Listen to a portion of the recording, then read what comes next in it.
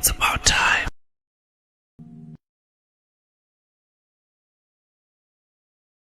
Hello and welcome to yet another edition of Peer Chat right here on Times Television. Peer Chat is the program where we challenge young people's points of view by sharing our own. And as usual, today you're with me, Elita Soko, and my colleague Gary Samanti. And today we're joined by a very esteemed panel of guests indeed.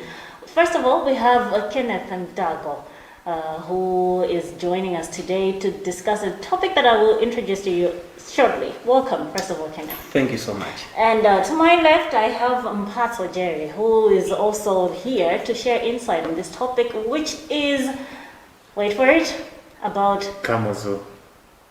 Go ahead. You started already. I thought could I catch you off no Uzidandaula, but today we're talking about the life of Kamuzu and basically Kamuzu Day, because on 14 May each and every year we get to remember the founding father of Malawi, Kamuzu. Indeed, and this year we're just trying to look at how young people, relate to the legacy of Kamuzu Banda. He is known as very many things. There are a lot of adjectives we can use to describe the late Hastings Kamuzu Banda. Muntu olimbikira kubasi, muntu amene anapititsa chitukuko cha dziko lino patsogolo ndithu. A hero, don't forget that adjective. A hero, yes. Kwakukulu, muntu amene adatipulumutsa ife nkhanza zimene zinkatika nthawi imeneyo imene tikumamvekera ndithu chifukwa ndikukhulupirira kuti ambiri mwa ife sikoti tidali kupempherera. Mwina tidaponda kumba ngono. Pamona chake. Kuponda. Komano wasati kuti experience yese kuti tingaitsate. Komanso mwina experience yo ilipo. Okay. Pang'ono ilipo. Ndiye ndiyambire pamenepo. What do we know about Kamuzu Banda? Maka tu fotokoza kuti tikukamba za Kamuzu Banda because pa 14 May chaka ndi chaka timakumbukira tsiku limene timati Kamuzu Day. So imene anabadwa malemu amene koma ndio mwana tinalikhazikitsa ngati dziko kuti tizokumbukira mbiri yawo. Ndiyo mbiri imeneyi timamva zotani? Mwina tiyambire kumene kukena. Timamva kuti Kamuzu ndithu makamaka mbiri yambiri imene timayimva ndi pamene adaphunzirapo skulu yake ku Kasungu. Amaphunzira skulu makamaka ndimadziwa kuyambira pamene anali ndi zaka 7 kuti amaphunzira skulu ya mission. Okay. Ndi akuphunzira pamenepo atakwanisa zaka 17 ndi pamene adanyamuka ndi amalume yake kuyenda wapansi kupita muziko lija la South Africa. Pano timati ku Joburg. Andi atafika kumeneko amagwira ntchito ku migodi. Koma pamene amagwira ntchito ku migodi kumeneko amaphunziranso. Zinthu ziwiri nthawi imodzi. Amagwira ntchito ija komanso kuphunzira. Kufika na pamene achita mwayi kulandirapo ndithu mwayi wokuti akaphunzire mayiko aku Mangalande.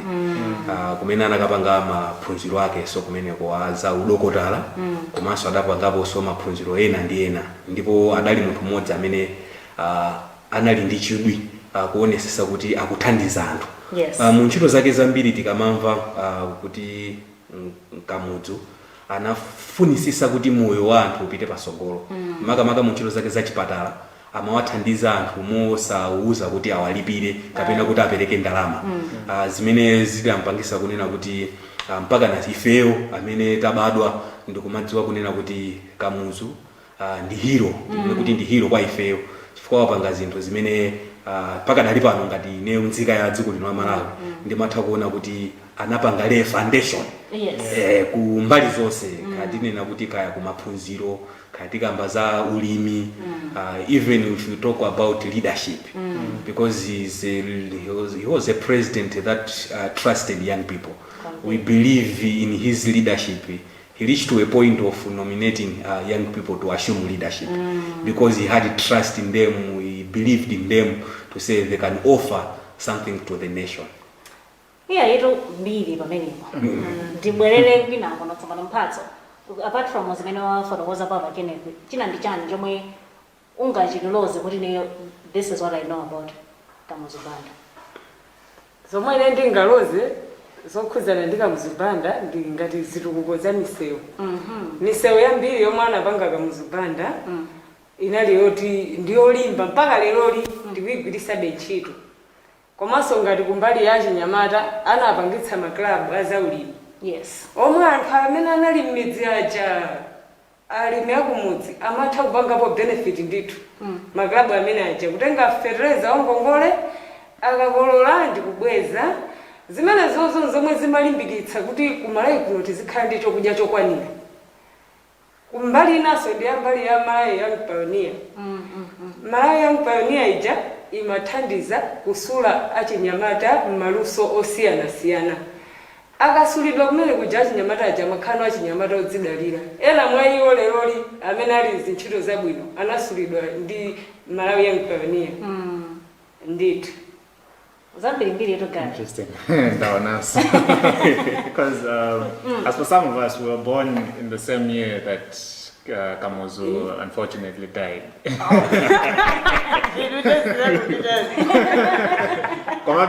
feel like regardless, timaona abe kuti anali muntu achinyamata timati muntu wankulu anali muntu. Because every day Timakot would do stuff at Kamuzu Stadium, we get to see Kamuzu Stadium. Because he was a guy that had a vision, and as he said, Anavangale Foundation for Malawi. Because you get to look at the University of Malawi, Meneli Chancellor College. This guy he had a clear vision of I need my people to do this in the education sector, and I need my people to do this in the health sector. So basically, even though Ndife Anna, organizer in that concept, Timaona days into Zambia, Kamuzubanda, like when they get to say a hero, because it was a Timazon. Komana tikamaona mbili yake tukumva baba batibisa fotokoza zina Kenneth aba kumaso mphatsa fotokoza po zina and Gary are pointing out Nkhani zoti ngati infrastructure kumachita kuona kuti zimene anachita Kamuzu. Koma tikakamba Nkhani yokuti ku fotokoza bwinobwino za mbili yake kukhazikitsa kuti documenting it tingaterete. Tikuchita kuzokwanira as a country now kuti achinyamata ena amene akubwera mbuyo muno ana achichepere. People who are younger than Gary, even. But as it happened, Matsata kuti kunali muntu wachedwa Kamuzu, and anachita easy. Zinthu zoti zingava nge-inspired. Kuchitapo zokwanira in that respect. Ndifotokoze kunena kuti sitikuchitapo zokwanira. Titaunena kuti sitikuchitapo zokwanira chifukwa cha transition. Kuchokera ku ulamuliro wake kubwera ulamuliro wa democracy.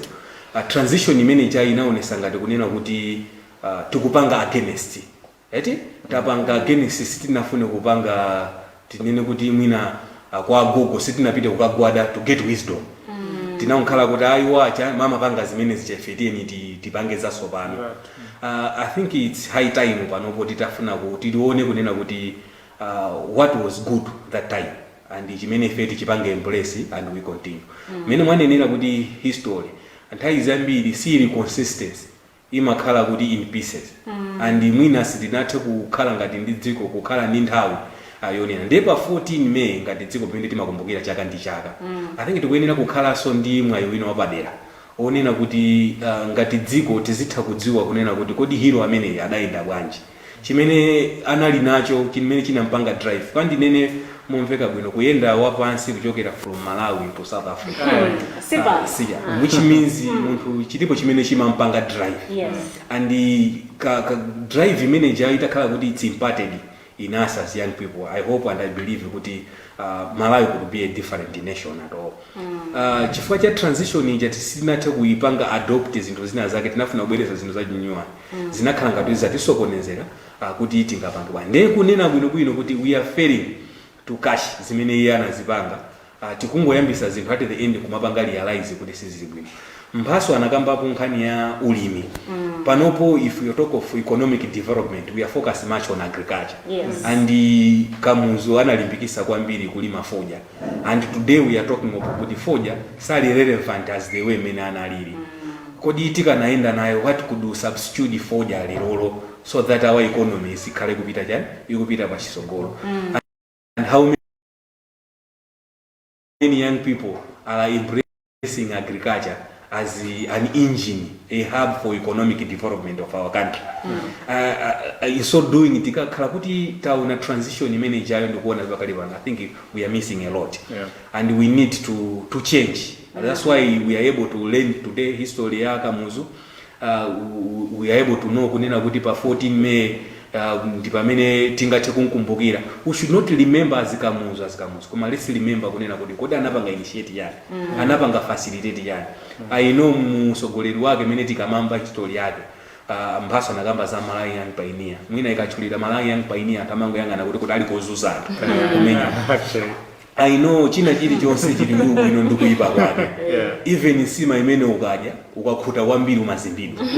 That means it was excess watenga mopitiriza mwezo. And we believe kuti that young Malawi Young Pioneer ndiye kuti idangupitiriza. Koma ikanapanga focus ma foundations amene anapangisa. Tikakamba za ujeni za mechanical ulimi tikukamba still tili nawo ma base. One of the building ili mu trade fair imene young people were able to show my products through Young Pioneer. Tili ndi kuneno kuja, tili ndi kumangoji, kuli amalika kucholo. Those are the bases young people are utilizing nthawi ya Kamuzu. Ena amapangidwa attached to my company, my institution. Kamuzu kwambiri amakhulupirira kuti amatimati component based education. Wina wapita kuchansa college wina sana pite koma ali ndi luso limene munthu kana badwa nawo. Kaya anabadwa kuti okhoma zitini. Zokhoma zitini zimene zakapezeka ali kuplay mu company uko kupinda magari mu. That's Kamuzu. Ndiye titaona kuti history imene taitenga mwino. Ndikhulupirira kunena kuti we can change our nation. Definitely. Umafuna kubwera pa Nkhani, I think ya Malawi Young Pioneers. Maybe the negative side. Exactly. I was just thinking, should we also blame maybe the stories that we hear? Because I'm sure most of us young people, Nkhani, young pioneers, like we haven't heard a lot of positives about that. So should we also blame magamba zama negatives zakamuzu? Because I feel like it would be hard for someone to learn from a person who doesn't into mbili yoipa. And yet palimbili yabwino komano antwena bezeka akugamba awibisa mbili yabwino kuibisa yabwino basically. So should we also blame basically Nkhani yokuti young people learning from Kamuzu? Should we blame I don't know, our forefathers, Ndani, whosoever, for not telling us these stories? I think it's no personal experience. I'll put it that way, because alien seminar mabambira Nkhani's management from history and how say the Kamuzu regime worked. Imagine, tikamamba Nkhani is Malawi Young Pioneers. Alien say how they experienced it. You all by head. Say for instance, and who ndingobereka chitanzo and husband Zozina amene sang madula na umakada amene ankadena nthawi ndola iwo mazaona kuti because chipembedzo chawo sichimalola koma amayenera iwo as a government requirement kuti apezeke kuti ayenera kudula makadi amazajiona kuti ndi chipinjo. And at the same time amazapezeka so ena pompo ndikukhulupirira kuti zimene zimachitika kuti among anthu amene amapanga enforce zodula makadi aja ena amakhala popanga abuse. Ndiye munthu wakumana ndi zimene zonse zoti ena ake akupanga abuse and where you've fallen victim. Sungakondweretsedwe in the end iwe upanga focus on chimene chakutanicho chakupinjacho. And then instead of giving the blame you blame the system. Ndi mmene zimakhalira even manova masiku ano amene zinthu zimakhalira. You find ukuthi ena one regime they will say kuti he was better. Chifukwa chokuti iwo amapanga benefit. You see?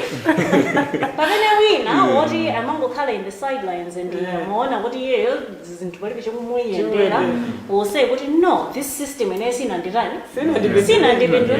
ndisagazi. So ndizinthu zambiri pite zosiyana kuti ka system kamene kanalipo during the Kamuzu regime aliyense amakafotokoza according to many years anapangira experience. Makes a lot of sense because 30 years from now, I'm imagining as young people, what stories are we going to tell about Peter Mutharika? I mean, and I'm enjoying now. They're definitely going to tell good stories about Peter Mutharika. But then, yeah, I think I get your point. And many ujezera pankani mene ya kamuzu banda. We're trying to uncover, or I should say, Ajinyamada. Are we really learning from our founding father? That's the founding father of the nation. Keep watching Times TV as Peer Chat continues. Welcome back to Peer Chat. Remember, today we're talking about our forefathers, or I should say, our founding father, Kamuzu Banda. Now, we would like to dive into the issue of his folk, Kamuzu Banda. Could you give us a lecture, Kagafupi, of course, about the four pillars? Musandipachike. Nangasi tiri mu nyengo yonena kuti we are still forgetting the history. Yes. Komano, I remember kuti one of the cornerstone was unity, and there was obedience, and the other one loyalty and discipline. Yes. So these are the corners. Okay. So when you look at these four cornerstones of Kamuzu era, and also marks the genesis of defining who we are. And when we say the home heart of Africa, Malawi being the home heart of Africa, one of the genesis of that name is through these four cornerstones. Because even if you travel outside the country, and the way we behave, they could relate to uyu ndiochokera ku Malawi. Why they are saying uyu ndiochokera ku Malawi? Those four cornerstones anatipasa ifeyo kutipasa identity. Kuti oyenera kupanga izi sakuyenera kukhala Malawi. And we are different in other countries. Komano, when you look at that particular time mene tachokera ndi panopo, we could see kunena kuti we are losing track. Yeah. We embrace that we are moving in the world of technology. We have been advanced in time in Nakudaya, kunalibe TV, kunalibe WhatsApp, kunalibe phone. And that unit, city mayanga ninakuti as a family, timabwera Malamot. Komati mayanga nakuti we are Malawians. Regardless of where we are coming from, regardless of the TAs that we are coming from, even the language. Because I remember, ndikuchokera ku school, ndinathawapo. Kungosanzika kuti mutu kundipweteka ndi amatigwira masaya awa kuona kuti kodi mutu watenthadi then yakaona kuti thupi latentha makupanga lilizi kuti uzipita and amanena kuti koda kukumziwa uyu ni ndani wina amayimika nkono amakuperekeza kunyumba kuti in case something happened. And tili munjira tinkasewera and the person who muona kuti sindikunziwa anatifunsa moti mukhale ku school mukuzatani pa that guy treated us ngati kuti ndi bambo athu anatimenya. So when we went home and report, because they were trying to discipline us. They were trying to tell us, you can do better if you do better in education. Yeah. Malawi is looking forward to achieve this. But what is happening today? I think we are losing track. At the end, we are blaming our education sector. So as you ask, in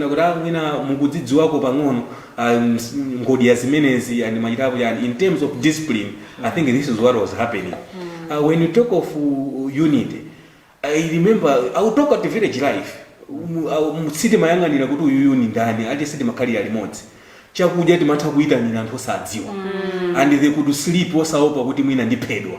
And the mama and was Samarida Kumarani because we are believing that this is one Malawi. Yes. And today we are divided. So in terms of kuti kodi muntu uyu akukhulupirika akutani, I think panopo ndezi kuti. I would talk about of meneka mutu adaendera. Kusonyeza kuti muntu uja anali ndi mtima wokuti ichi ndikwanirise. But today mitima yokuti tipange timangota ndizawo. Let me do zanga. So muta kuona kunena kuti ngodia zimene zija zinatipasa identity kuti ndifa Malawi. But today we are losing that identity because in Salamina zimene chatazitawo. Salamina zimene tukuzitenga mu component chatakamba kale kumayambiriro kuti za Malawi Young Pioneer. Chifukwa chonena kuti munali ka element koipa matimenya mambama kuti khadi suna kule musika mwina suma pita.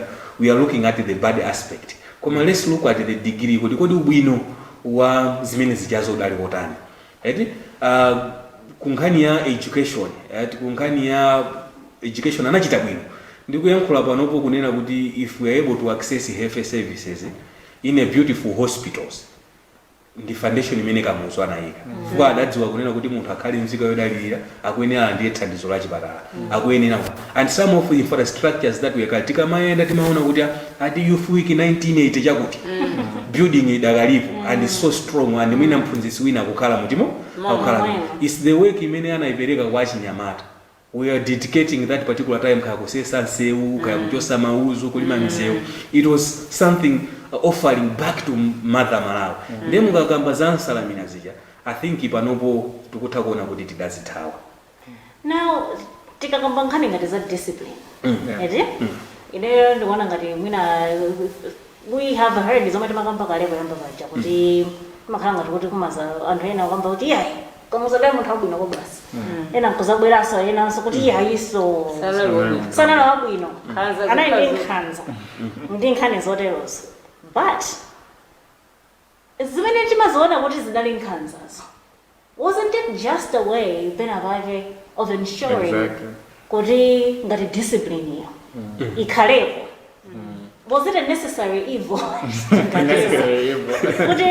Chifukwa pena pake when you think about today nkhani mumakamba zoti munthu matha kufika pamalo ndithu basi ndikugona ndithu a stranger eniko mosadandaula kuti munthu atha kulipa usiku munthu yonse sadandaula kuti munthu atha kuchita chibongo usiku because panali that level of umunthu eti zimene panopa to be honest zinakhanga kuti zinathawa zinathaita kalevo kamene koko ka element ka mwina tinkhanza tija timene timaona kuti tinali nkhanza sizinali zomwe zimapangitsa kuti zimathandizira ndithu kuti dziko lathu lilongosoke chifalo panopa kuti muone munthu amathoma amenyedwa anthu ndikumangojambula dziko lathu la technology ainake feti kuti ndi technology koma munthu usopena pake palibepo kusowa chifalo zomwe tikupanga masiku ano nkhanza zomwezo zimatithandizira kuti tikhale anthu olongosoka sizinaso nkhanzayi kunali kutiumba kuti ife tikhale mu chomwe dziko likufuna mmene zili masiku ano democracy ufulu omwe tikunena wabweretsa zinthu zosakhala bwinoto okuba mmakwala makungomasuka mapanga zomwe akufuna chifukwa chani kulibeko tanga amange nthawi imeneja aimwayipi amene tikwanena amakhala pena paliponse munthu akangoba amamangidwa nyakula ndikumangidwa ndi timati cha mphira kapena lamba wina wake ucho ndikukamvika mmatope munthu amene umasa kufuna nsoni osati kumuphayi samalimbikira kupha koma sipali thin line ino pena pake no tinene kunena kuti the degree ya punishment chamene mabwerera pena kuti muione sese imakhala kunena kuti pamalowa ngati kaudani eti mwana wa ujeni walakwa timadana ndi treatment imabwera mu njira yotere eti kalipo sitikuvomereza kuti mu lamuliro wake munali zinthu zoyipa and sitikunena kuti zoyipazo it was good zinali zotani zoyipa koma chimene tikutha kuona tikutha kupanga compare treatment imene amalandira nthawi imene ichayo ndi lerolo tikukamba pano kuti tikukamba za gender based violence sili rampant kumenya azimayi utani rampant and that treatment sumamva chisawawa kuti munthu amenya mkazi wake because amadziwa chimene Kamuzu adachika timakhala kuti ineyo am an officer of you ndine officer wandani wawo sikumakhala chinthu ichi chakuchirekerera and panopo tikukamba za corruption kapena chani it's rampant just because itasogoza ufulu taiwala udindo. A right goes together with a responsibility. As what we are doing, we are exercising more rights and not responsibilities. Each and every one has got the responsibility. I've got the responsibility to protect you from harmful things. But what we are looking at, I'm exercising my udindo fulu ine. Kuiwala kuti udindo ndili now. So those things has made dziko likukhala ngati kunena kuti the past was good than today. But if we compare, we are gradually moving forward. Kamuzu lay a foundation and we need to collect. takuona kuti nthawi imene umali nyumba izi za ngome zokhala ndi kuti malata mwayang'anisa ukundu eti nthawi imeneyo timati nyumba za ngome eti kenako unali nyumba zalo amati lubala zongokhoma malata uku ayang'ane mbali today zichatimati za ngome zachikalekale zikutani zikubwerera ung'ono nthawi imeneyo udalipo kaya kuvala seka. So what we are trying to say, we have bloated the thing chemwecho koma in a new way. So what we are trying to say kunena kuti as young people we need to embrace kuti uyuyu ndi hero ndi founder wa Malawi adapanga izizi adalakwisa, but we are there not to condemn everything, but let's collect, let's give new generation kuti this is how we are supposed to do. Koma tikungochokerato kuzipanga ndimujandanena kuti transition inadirakwisa. Ndikupasani chisanzo chonena kuti mmene tikukhalira m'makwalala anthu amatha kumamenyana nyumba ina kumamva kuti akupwetekana ife timati ndi zawo. I think this is not what Malawi is looking forward. Ka-unity kacha, ka-discipline kacha, eti kakukanga kakutani kakusowerapo. So what we are trying to say is, you know, these four cornerstones anatithandiza to make Malawi. I think it's not wrong to go back and embrace these four cornerstones so that we make a better Malawi. Zakuti kaya ufulu kapena mwakuti, let's not exercise more rights. Look at right goes together with responsibility. What responsibilities are we having ngati Nyamata? Ndimakumbukira kuti nthawi imene we are loyal and the education sector inali yoti imatipanga modi tukhala nzika zoyenerera. We should not run away from that. Kunkhani ya zachipatala, we are able to access zachipatala and we are having anthu ogwira kuchipatala omadziwa kunena kuti munthu watani. We are happy kuti zinthu patakali pano siti pafupi, then zinali kutali and timayenda wapansi mitunda utali. Why I want to emphasize zakuyenda wapansi, it's about how we are doing things today, especially for Nyamata. We have seen a lot of youth clubs, a lot of youth organizations try to help one another in terms of behavior change, how to communicate, how to maintain our cultural values. Zimene at a certain point is kupanga drive salamina zitatu zija. Now pano ndikaenda wapansini ndichoke kuchilomo nikafike kundilanda siningapanga. What will happen is we will blame the new government kuti palibe sikutithandiza. It has to start with us. Let's commit ourselves to the work at hand. In so doing, we are going to learn, and the competent-based education is to be in the process. Not all of us will go in the corridor of Malawi University of Business and Applied Science formerly. We are not going. You know, we are not all of them. We can participate in economic development if we embrace in agriculture. And we have kasulija kangata nalo class. Amalima mwino. But all of this started with young people. And akalima seu kumaona ngati kuti analima mene bobo anaphunzira zija zoyeza miseu zija. Koma ndi munthu onena kuti wadalisika koma wazipereka to contribute for development. So what we need tipange embrace zinazo zidala kuika, but we can do better to collect all those things. Ndikukhulupirira kunena kuti as young people we need to learn. The founder Kamuzu amene tikumkumbukira pa 14 May anapanga lay foundation and anakhulupirira Chinyamata. That is why anazwa kuti young pioneer could be njira yowaphunzisa. Now we have got TVET. TVET has to embrace that. My community colleges has to embrace that. Kodi nanazi timalima kumulanje zicha. How could you make that nanazi to be attracted koma usathawa kunsalamina zatu to achieve agriculture aspect? Inendi maganizira. Kuti history mene yakamuzo. I think we are losing it chifukwa choti tangotayira.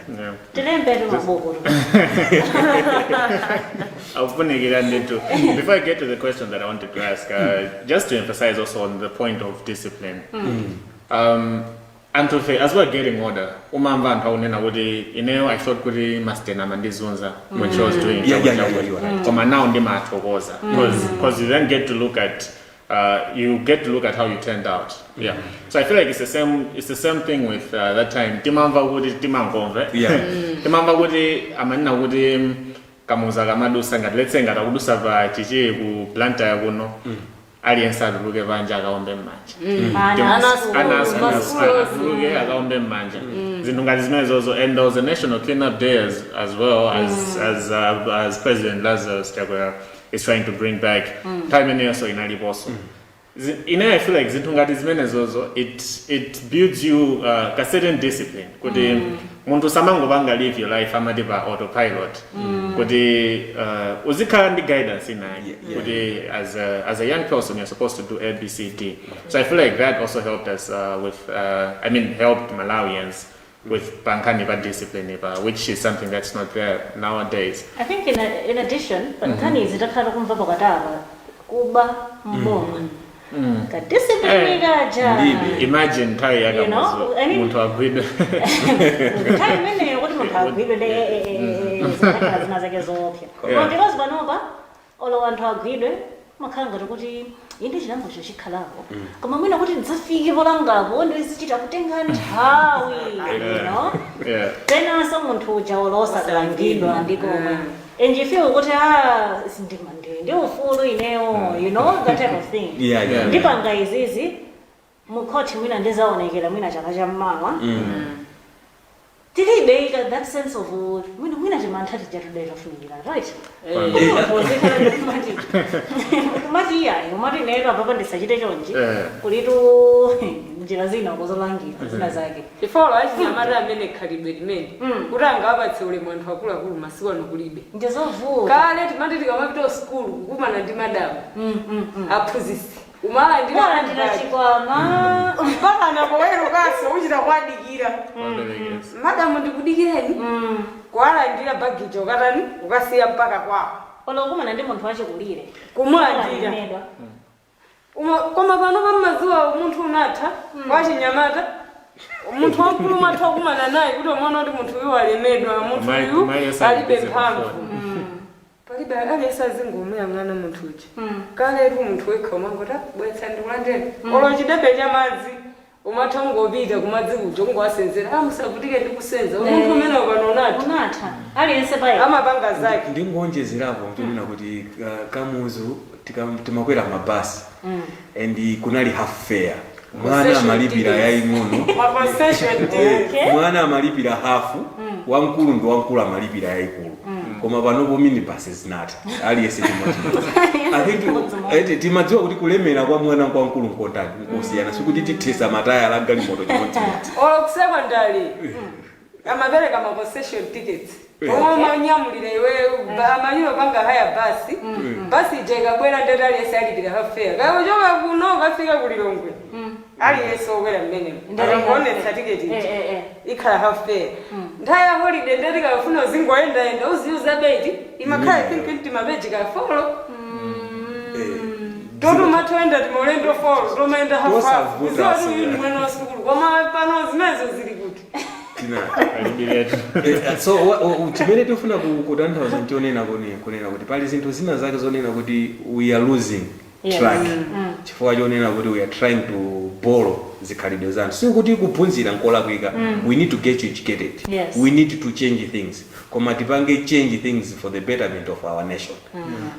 Ndipapereka chisanzo kuti minibus opeza kuti ndagogo koma mene kuwapanikizira zosakhala azimphaso wanena kale kunena kuti kulandiridwa katundu kutani zinalinganira kuti kakhalidwe kabwino. Ndikukumbukira ineyo akundiuza kuti mkulu wanga amati anthu akamadusa pakhomo ngati sapereka kuti odi tiduse nawo iye uja amangoyankha kuti ndiye kusonyeza kuti munthu jomazindikira kuti ndiye kuti ndadusa osapereka odi. Edi zimene zimakupangisa kunena kuti ukamadusa anthu ukuyenera kupanga recognize kuti pali anthu. Kuti apa ndi pali anthu. Eti in so doing amatipakisaka moyo kaja kunena kuti tidziwe kuti ndifa Malawi ndifa amodzi. I know kunena kuti zikukhala zovuta enani nakuti koda chinyamata waso bwanji. Koma ine I believe kunena kuti kamuzu tikuntaira kantengo. And tikuntaira kantengo chifukwa chonena kuti we are enjoying commitment, effort, passion imene adali nayo kuti dziko lino lirani litukuke. Mwatanena kale kuti anatilandisa kwa atsamunda. Ati tagwira zina zosakhala bwino. Koma anatipulumutsa. All right. I hope our young audience is paying attention and actually learning a thing or two from this. I think we need a short break. They should sit down. Remember, you're watching Peer Chat and keep watching Times TV. Stay there as we wrap up our program today.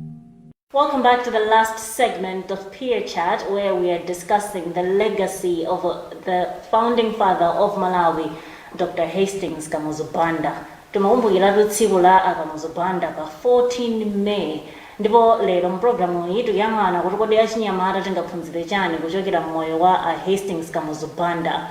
Takamba zinthu zambiri zosiyanasiyana kuphatikizapo ngodya folo zimene zija unity, obedience, loyalty, and discipline. Thank you. Ndiyena pano tofuna tinkuona notsopano from the personal life ya Dr. Hastings Kamuzubanda. Inema makati mapanga draw kwambiri from fact hiyo kuti Kamuzubanda adayenda kuchokera ku Malawi kuno kafika ku South Africa. Chifukwa chokuti iwo anali ndi khumbo loti akafika kumeneko akachite skulu. Anaona kuti palibe icho waletsa akafika. Nyamata wapano angayenda kuchoka kuno kafika kuzomba. Anyamata wapano chimene amendera kutali. Au. Sinamalize mwambalele kuseka. Malizi tatize. Kwa anyamata wapano bakaenda distance kuti waenda ndoto akaona chibwezi. Wakaona mahopo. Pamene pokoso mwayinso mwina tingote mwina ukamwamowa akuchita fizo kapena pamene Osatisa uchita koma alibiretu ndalama. Yes, they have got no options angoyenera kuti aende basi. Komano Kamuzu was determined kunena kuti this is what I want to be. This is what I want to achieve. Sana yang'anire kuti amaenda wapansi. Sana yang'anire chifukwa history usonyeza kunena kuti kubanja limene amachokera. Ndi banja limene linana kuti siti ndilochita bwino. Ndi banja limene likanakhala kuti zonse anali nazo zomweyeneleza ndi kuti akadaphunzirira konkuno. Koma adaona kuti sizingatheke. Kodi ndi angati achinyamata lero amene tikuona kuti kwathu sizili bwino tabadwa banja losauka amene tayimika manja kuti ine sogolo langa latani latherapo mpaka. I think tiphunzire pa Kamuzu kunena kuti iye sanayang'anire za umphawi wake, sanayang'anire za banja limene kuchokera, koma adayang'ana chimene iye afuna kuzakhala. He was determined. He didn't look at the distance. Adangoziyendera. I don't know kuti anaenda masiku angati, koma it's a long distance. So that should also drive ifeyo achinyamata lero kuti what do we want to be? Tifuna tikhale ndani, and are we determined about that? And regardless of mahustles amene tingakumane nawo munjira kakusowa fizi kaya mwina kusalidwa ndi makolo amene ena kuti achibale, koma are we passionate kuti tifuna tisakhale ndani? And are we telling the nation kuti this is what kind of a person I want to be? And whether you want or not, I'm going to be there. Tikatero ndiye kunena kuti we are learning something from determination imene our founding father Kamuzu imene adali nayo. Koma not to be fair. Palipo achinyamata yenanso, to be honest, amene tikuona ndithu kuti apanga zinthu zikuluzikulu. Ngakhale ali achichepere pamene akuoneka kuti mwina palibe hope. Koma bali yesetsabe ndi kupezeka zoti apanga timati go against all odds. Ngopezeka zoti they've come out. Can we say that this is an influence yomachokera mu Nkhani ngati zimenezi about our founding father Kamuzubanda? Kanatsalirabe kapena mwina ka determination kamene kaja amongst achinyamata, is it enough? Kalipo kuti tiyang'ane Kamuzu determined anapita South Africa anapeza ntchito got that opportunity kupita ku Mangalande. In UK he started, which means the system imene anadusa inampanga support. So we are looking in our scenario kuti tikuona achinyamata maybe they are growing in music industry, they are growing in designing, they are bringing innovations ahead of us. Does our systems that we have support them? Now if they are not supported properly ndekuti zimene taphunzira kwa founder zikhala ngati zopanda phindu. I think it has to be a learning both sides. Kwa amene ndi asosogolere siku la lero aone what Kamuzu did, and akaone kuti kodi ndi achinyamata angati amene ali ndi passion, amene ali determined to achieve it, then apange support. Because if we deny them support probably ndiye kuti na kuti determination imene achinyamata ali nayo sizikhala bwino. Ena we become role models of someone without knowing kuti ndife role model. Ena amangoti akatuona amangoti ndifuna ndizakhale wako sanayamba ati pasapo ndimoni. So that determination ndiye kuti wewe ukagwa iwo samagwa nawo. So what we want is ngati achinyamata is to look at how are we positioning ourselves in sectors of development. Kamuzu determine amafuna aphunzire asapange china chake. Sikuti ndi school yokha kapena to get a degree kapena imene kadipangisa. Koma let's be determined on the things that we want to achieve. There are a lot of sectors. We are talking of agriculture. We are talking of energy. We are talking of issues of environment. Tukuona masiku ano anthu omakhala ndi malo kumazala maluwa mitengo, they are determined kunena kuti I need to be part of success ya environmental management. How are we supporting them? Ifenso amene tikuona kuti tisangotenga mamaski athu akaduka kumangotaya pena paliponse.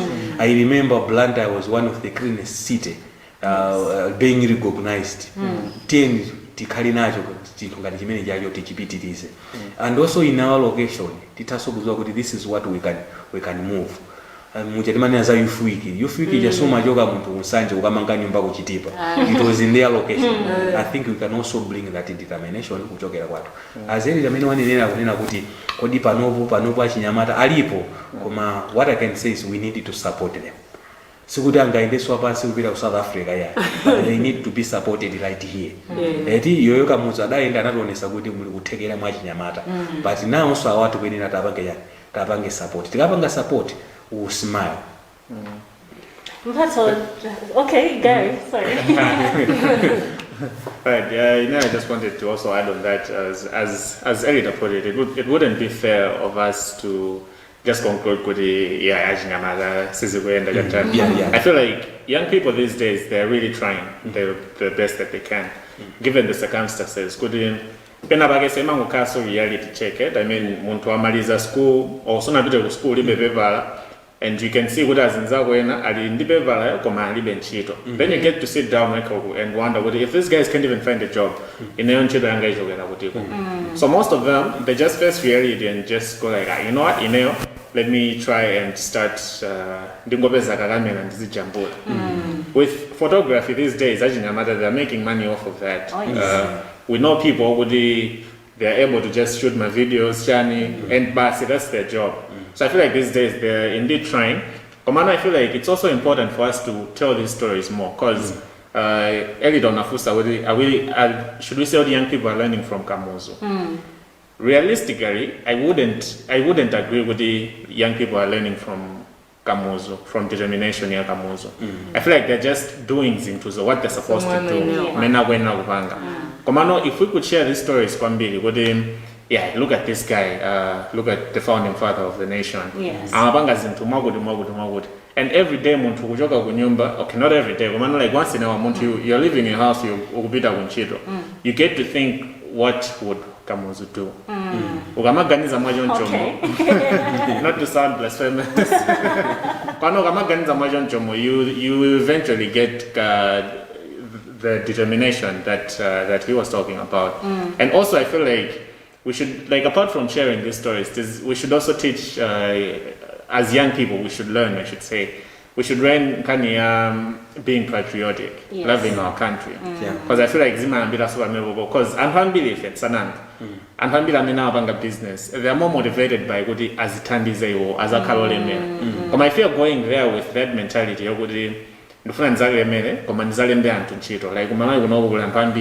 like, let's say, just off the top of my head, let's say there are 15 million people unemployed in Malawi. And you just sit and think, well, you know what, let me try and just get 20 out of this 15 million. You've helped 20 families. I mean, if you love your place, it's like in your room, if you love your room, so if young people learn how to love their country, I feel like I will wonder what the Zintuzingamaende Binobambi. No,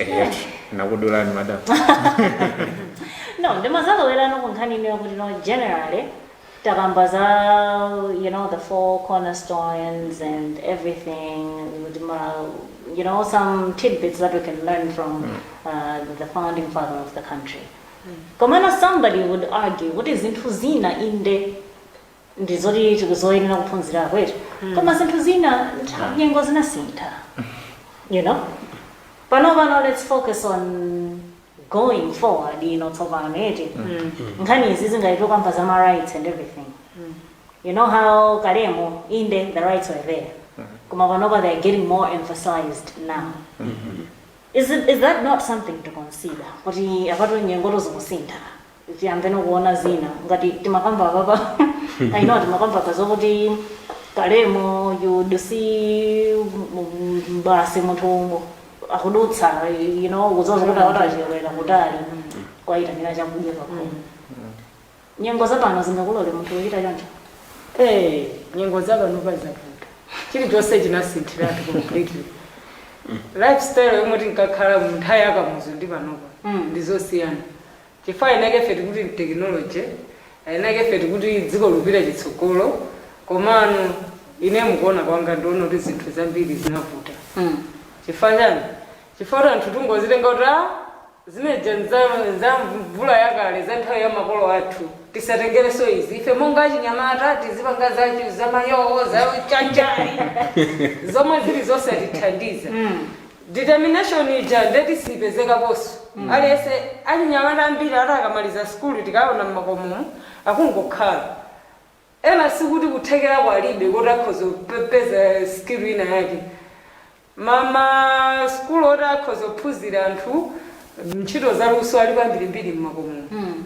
Koma anthu ena kwazo kuti tiyeni mukaphunzire izi akukana.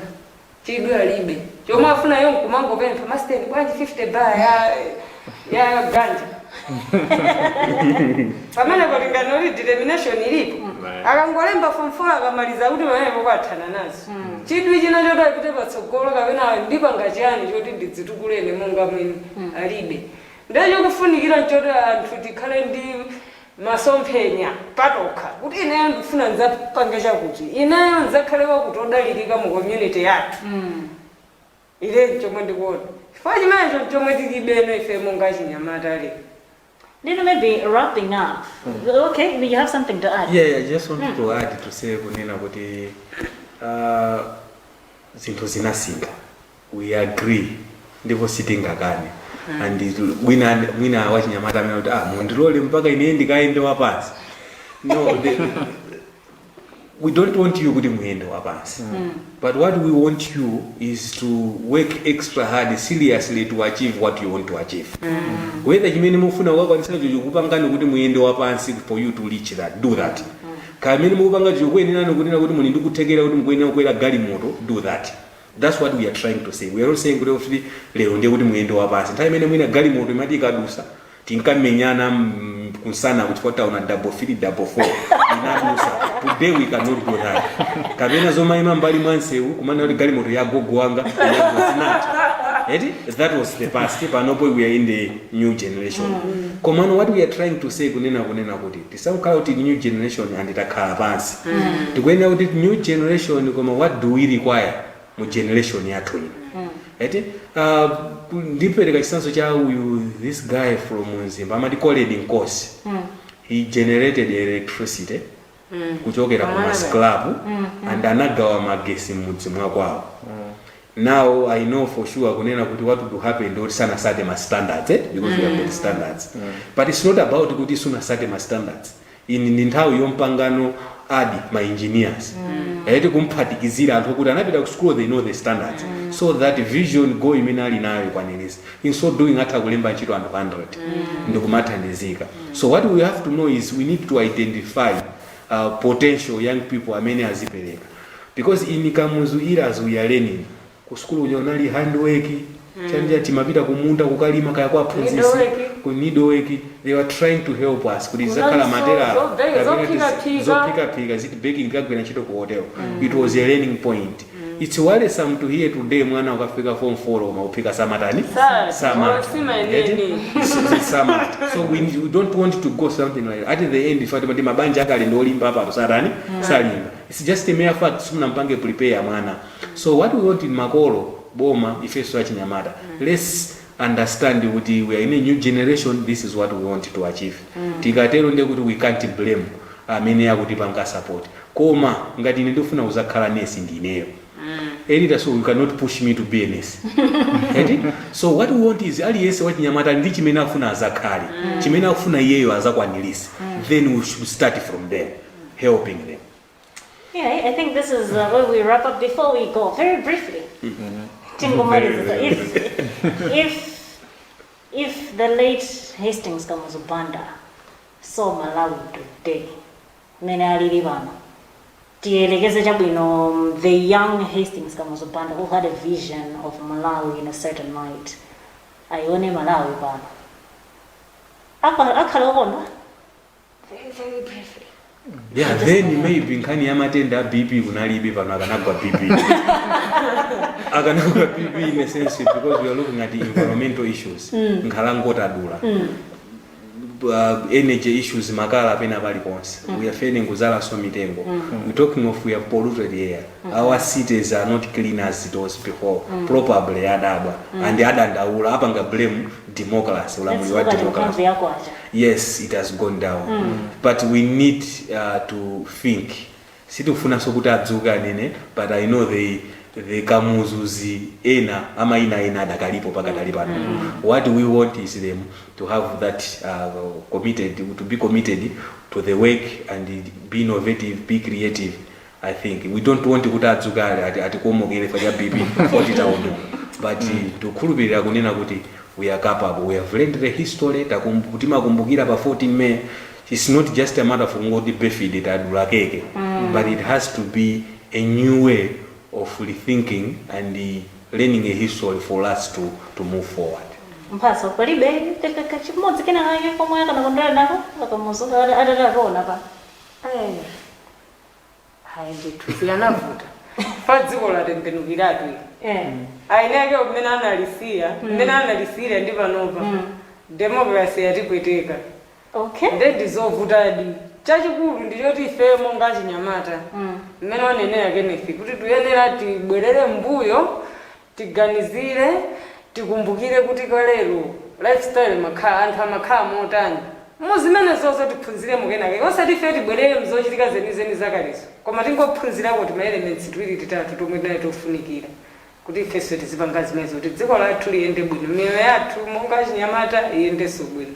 Okay, Gary, thoughts? I would like to answer that question, as if you phrased it as if Kamuzu saw young people, the way young people are right now, he would be very disappointed. I don't think Karigalero, you could walk along the highway and see young people. I mean,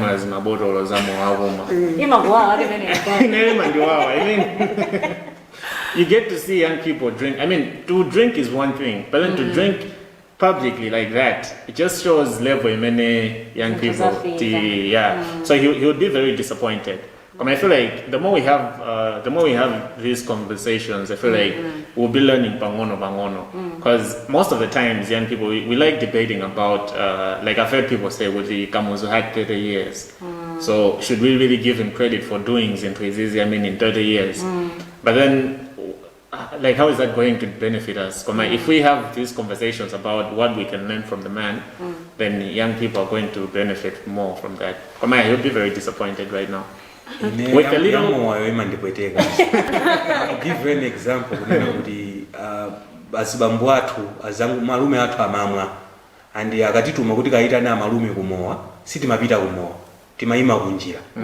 Waiting kuti mbambu achikulire so amene akupita kumowa ako akafika umpase message kuti mundu uzire kwa kutakutatani abwere. And mashopu sama ngoti ilola kuti tigule mowa hawo. It was like giving us discipline. Kuti tikhale anthu onena kuti we are keeping my values. Ima ndi wawa so yamo. Right. We will talk about the positive kenaka. Yeah. I think Nkhani is also mavamba. Positive kuti kamuzoza zuka lero. I mean, people are being innovative. Innovation. Yeah. Exactly. You took that right out of my mouth. Yeah. Innovation, to be fair, achinyamata kuganizira tinjira tina tokanga ndopititsira ntchito tinapatsogolo koma as you said, imakhanga ndipena pake wena system simalola achinyamata kuti apititse maluso amene aja patsogolo. Koma that will be a story for another day. Chifukwa nthawi yatsopano ndizinena kuti ndakondwera kobasi because we've had a very fruitful discussion and I'm pretty sure that you too watching over there have grasped a few issues here zimene zingatha kuthandizani moyo tsiku ndi tsiku. This is Peer Chat. We challenge young people's points of view by sharing our own. And most importantly, Peer Chat is here for peer pressure, but the good kind. So let me thank you, Kenneth and Mphatso, for joining us today. Thank you. And thank you too for being there and following this discussion. Remember, you can take part in the discussion by commenting if you're watching us on Facebook, or you can get in touch with us on Twitter and Facebook, Elita Soko, Gary Samati, or Times Peer Chat, and we will be in touch with you. Thank you so much for watching, and